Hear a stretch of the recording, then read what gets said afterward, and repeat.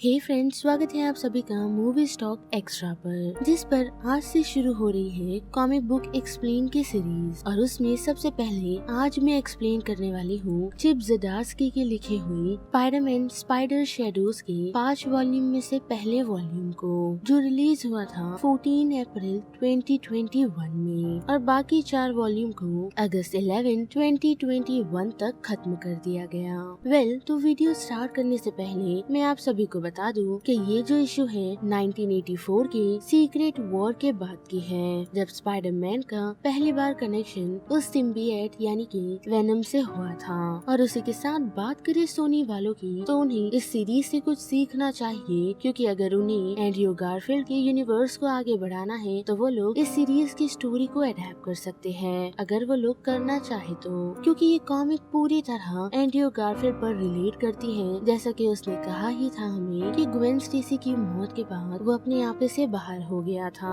तो मे भी उसके साथ ऐसा कुछ हुआ होगा जैसे कि हमें इस कॉमिक में बताया गया है। तो अब बिल्कुल भी टाइम ना वेस्ट करते हुए बढ़ते हैं सीधा वीडियो की तरफ। लेकिन उससे पहले मेरी एक छोटी सी रिक्वेस्ट, वीडियो को लाइक, शेयर और चैनल को सब्सक्राइब करने की।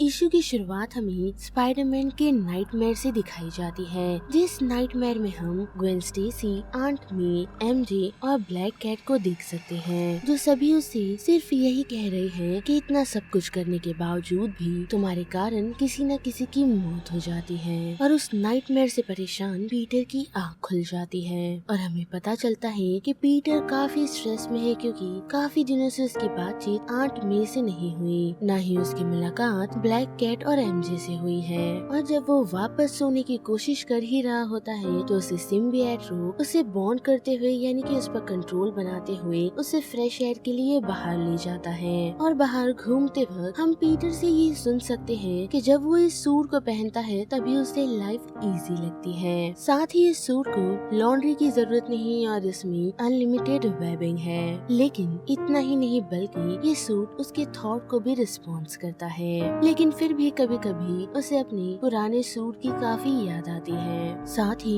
उसी दौरान पीटर को किसी के हेल्प की आवाज आती है। Help me!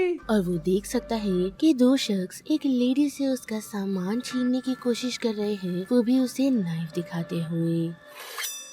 और उन्हें रोकते हुए पीटर पहुंचता है, उन्हें यही कहते हुए कि तुम लोगों को देख कॉप्स काफी खुश होंगे। जिसके बाद वो उनमें से एक शख्स को नॉकआउट कर जब दूसरे की तरफ बढ़ ही रहा होता है तो वो उस लेडी पर नाइफ पॉइंट करते हुए ये कहता है कि अगर तुम आगे बढ़े तो मैं इसे खत्म कर दूंगा। लेकिन पीटर बड़े ही चालाकी से अपनी वेब की मदद से पहले तो उस शख्स के हाथों वो नाइफ गिराता है और फिर उस शख्स को भी पूरी तरह अपने वेब में कवर कर देता है और उस लेडी को यही कहता है कि इनका ध्यान कॉप्स रख लेंगे। जिसके बाद वो लेडी उसे थैंक्स कहती है और हम देख सकते हैं कि पीटर अभी भी इसी सोच में डूबा है कि जब वो स्पाइडरमैन बनता है तभी ये सब कुछ ठीक रहता है। जिसे निकालने पर वो थका थका सा महसूस करता है और उसे ठीक ठाक नींद भी नहीं आती। और जब वो वापस सोने का डिसाइड करता है तो उसी सिम्बाइट का रिस्पॉन्स आता है जो उसे ना कहता है। जो आवाज सुन पीटर को ऐसा लगने लगता है कि वो काफी थक चुका है, जिसे आराम की जरूरत है। और जब पीटर सोने की कोशिश कर ही रहा होता है तो उसी दौरान हम देख सकते हैं कि एमजे उसकी तरफ बढ़ती है, लेकिन उसे नाइटमेयर आने के कारण वो उसकी तरफ बढ़ रही एमजे को खुद के पास से धक्का दे देता है। और होश में आते ही वो एमजे को सॉरी तो कहता है, लेकिन एमजे उसे ये कहती है कि दरवाजा खुला था, जिस कारण वो उसे चेक करने के लिए आ गई। और साथ ही उस दिन वो उससे बगैर बात किए हुए ही चली गई जब उसे पता चला कि पीटर ही स्पाइडरमैन है। लेकिन उसे ये रियलाइज हुआ कि पीटर की लाइफ कितनी डिफिकल्ट है, जिस कारण से ही वो उसे बात करने के लिए पहुंची थी।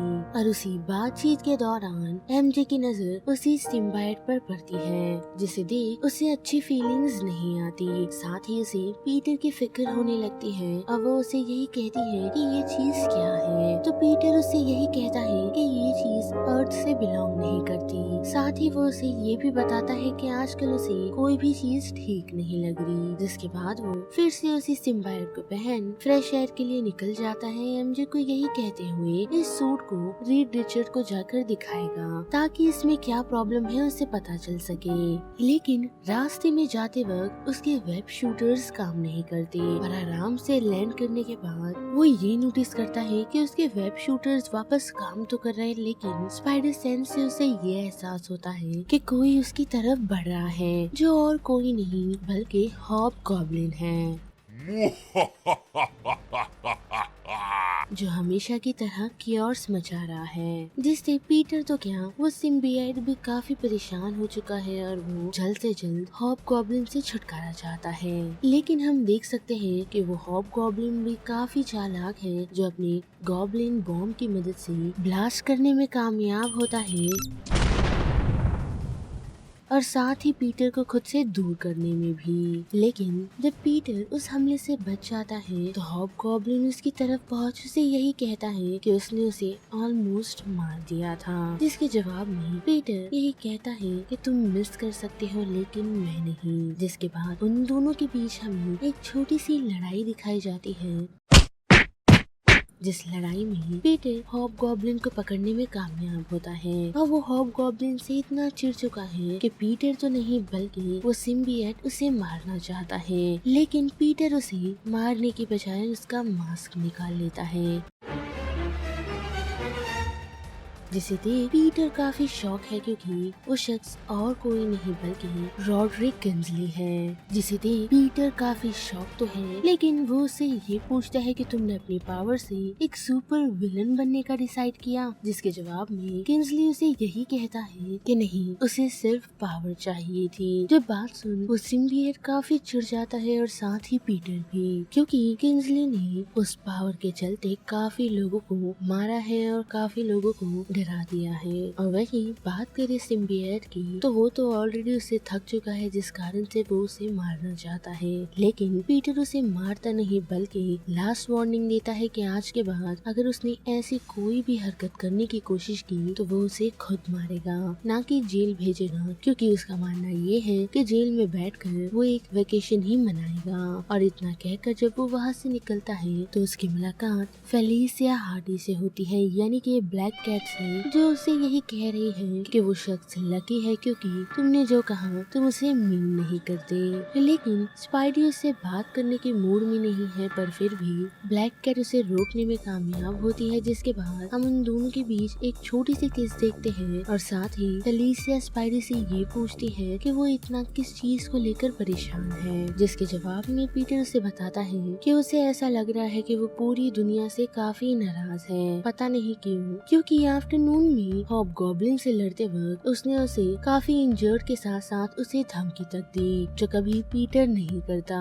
लेकिन फेलिसिया उसे यही कहती है कि मे बी तुम्हें उसे धमकाना ही उसे रोकने की कोशिश होगी, जिसे मानने के लिए पीटर तैयार नहीं है। और साथ ही उसे अभी ये भी नहीं समझ आ रहा कि अचानक से उसके वेब शूटर्स कैसे चालू हो गए। जो बात सुनते ही ब्लैक कैट उसे कहती है कि तुम किसी साइंटिस्ट के पास जा रहे थे। और दूसरे दिन हम देख सकते हैं कि स्पाइडरमैन रीड रिचर्ड से मिलने के लिए पहुंचा है, जिसके आने की खबर उसे टॉर्च देता है और ये भी बताता है कि उसके सूट में किसी तरह की प्रॉब्लम है। जिसके बाद पीटर रिचर्ड के पास पहुंच उन्हें बताता है कि उसे आजकल ठीक से नींद नहीं आ रही। तो बात सुनते ही रिचर्ड उसे एक स्कैनिंग मशीन में डालता है और उससे पूछता है कि क्या तुम्हें कोई और भी चीजें हो रही है। जिसके जवाब में पीटर उन्हें बताता है कि उसके वेब शूटर्स पहले तो खराब हो गए थे, लेकिन अचानक से वो फिर चल पड़े और उसी के साथ उसे आजकल काफी थका थका महसूस हो रहा है। लेकिन उसे ऐसा लगता है कि ये सारी चीजें सूट की वजह से नहीं हो रही, क्योंकि जब वो इस सूट को पहनता है तो उसे ऐसा लगता है कि वो दुनिया में सबसे ज्यादा पावरफुल है, लेकिन जब वो उस सूट को नहीं पहनता तो उसे उसके आसपास की सारी चीजें गलत लगने लगती है। इतना सुनते ही रीड उसके सूट को चेक करने लगता है। तब तक स्पाइडी थोड़ा आराम कर लेता है, लेकिन उसी के साथ हम टॉर्च को भी देख सकते हैं जो रिचर्ड को ये कहता है कि उसे स्पाइडी थोड़ा अजीब लग रहा है, जो चीज रिचर्ड को भी बॉदर कर रही है। और उसी के साथ हम ये नोटिस कर सकते हैं कि पीटर को फिर से एक नाइटमेयर आया है, जिस नाइटमेयर में वो आंट मे को बचाने की कोशिश कर रहा है, लेकिन वो सिम्बायोट उसके थॉट से कनेक्ट होकर उसे ये बताने की कोशिश कर रहा है कि कुछ लोगों की जान बचाने के लिए कुछ की जान जा सकती है, तो उसके लिए इतना सोचने की जरूरत नहीं। जिस कारण पीटर की आँख खुल जाती है और वो उठते ही रिचर्ड को ये बताता है कि उसने उसे ये बताना भूल गया कि उसे अजीब तरीके के नाइटमेयर्स आ रहे हैं, लेकिन तब तक रीड ने ऑलरेडी उस सूट को चेक कर लिया था, जिससे उसे ये पता चला है कि वो सूट नहीं बल्कि एक सिम्बिएट है, जो कि एक लिविंग एलिमेंट है, यानी कि पीटर का वो सूट जिंदा है और वो किसी तरह पीटर से बॉन्ड हो गया है। साथ ही उनका ये भी मानना है कि अगर ज्यादा टाइम पीटर उस सिम्बिएट से बॉन्ड रहा तो वो सिम्बिएट पीटर के थॉट्स और उस पर अपना पूरी तरह कंट्रोल बना लेगा। तो बेहतर होगा कि पीटर जल्द से जल्द उसके उस सूट से छुटकारा पा ले, लेकिन पीटर ऐसा करना नहीं चाहता क्योंकि उसका ये मानना है कि रिचर्ड है तो एक साइंटिस्ट ही, जिसे हर चीज में साइंस नजर आता है, और इसी कारण से मे भी वो उसके उस सिम्बिएट को पीटर से छीनना चाहता है। लेकिन जैसा कि हमें पता ही है कि रीड पीटर की मदद करना चाहता है, जिस कारण वो उसे वो सिम्बिएट छीनने की कोशिश तक करता है, लेकिन पीटर उस सिचुएशन से बच निकलता है। लेकिन जाते जाते वो रिचर्ड को ये कह जाता है कि जबकि उसे पता है कि अब ये चीज जिंदा है तो वो दोनों मिलकर एक दूसरे की मदद कर लेंगे। और वहाँ से निकल वो सिम्बिएट को यही बताता है कि वो लोग सिर्फ उसकी मदद करने की कोशिश कर रहे थे, जिसमें वो लोग अब पीछे नहीं हटने वाले, लेकिन अब उसे आराम की जरूरत है ना कि मदद की। तो वो अपनी आंट मे के घर जाने का डिसाइड करता है, क्योंकि अंकल बेन की मौत के बाद से उसकी मुलाकात अपनी आंट मे से नहीं हुई। और जैसे ही पीटर अपनी आंट मे के घर पहुंचता है तो उसके पीछे हम हॉबगॉब्लिन को नोटिस कर सकते हैं, जो पीटर का छुप छुप कर पीछा कर रहा है।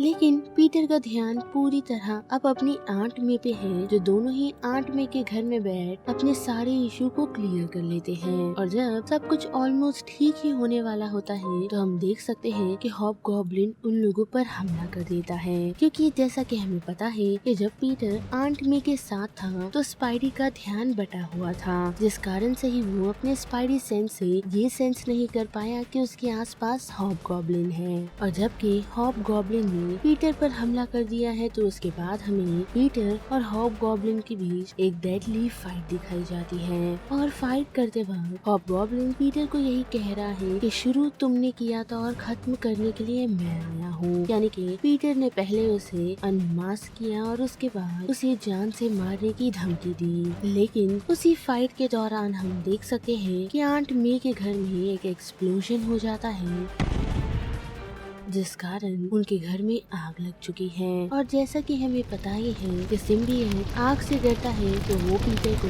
उसकी आंट मे को बचाने के लिए उनके घर के अंदर जाने नहीं देता, जिस कारण आंट मे की डेथ हो जाती है और पीटर काफी चिढ़ जाता है, जिस चिढ़ के साथ साथ वो सिम्बिएट उसे भड़का देता है कि ये सारी चीज और किसी ने नहीं बल्कि हॉबगॉब्लिन ने की है। और पीटर उठ अपना पूरा गुस्सा जाकर हॉबगॉब्लिन पर उतारता है, वो भी उसे पूरी तरह वेब में कवर कर, जिसे देख हॉबगॉब्लिन काफी घबरा चुका है, क्योंकि उसे नहीं पता था कि उसने पीटर को किस हद तक गुस्सा दिला दिया था। लेकिन हम देख सकते हैं कि पीटर अब बात के मूड में नहीं, जो उसे यही कहता है कि तुम तो खत्म कर ना सके तो अब मैं ही ये सारा सिलसिला खत्म करता हूँ, वो भी उसे अपनी पावर बताते हुए, यानी कि ग्रेट पावर के साथ एक काफी बड़ी रिस्पॉन्सिबिलिटी आती है, जिसे वो पूरा करता है, वो भी हॉबगॉब्लिन के सर को अपनी हाथों से स्मैक कर, जिस कारण उसकी मौत हो जाती है। और जैसा कि हमें पता है कि पीटर कभी ऐसा नहीं करता, जिसके साथ साथ उसने अपने कुछ सबूत भी छोड़े हैं, वो भी हॉबगॉब्लिन को पूरी तरह उसके वेब में कवर और ब्रूटली उसे मार उसने उसकी बॉडी ऐसे ही छोड़ दी है,